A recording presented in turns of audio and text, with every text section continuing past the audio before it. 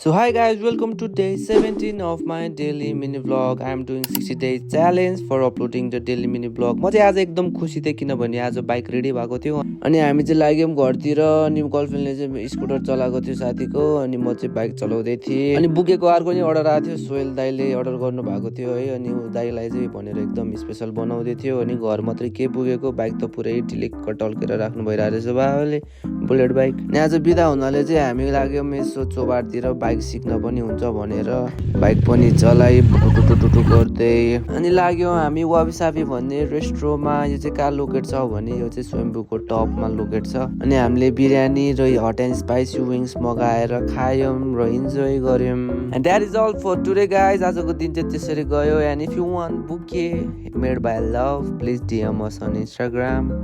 That's all for today guys. Thank you for watching till the end. Ride safe. Peace out. See you at the next mini vlog. Bye.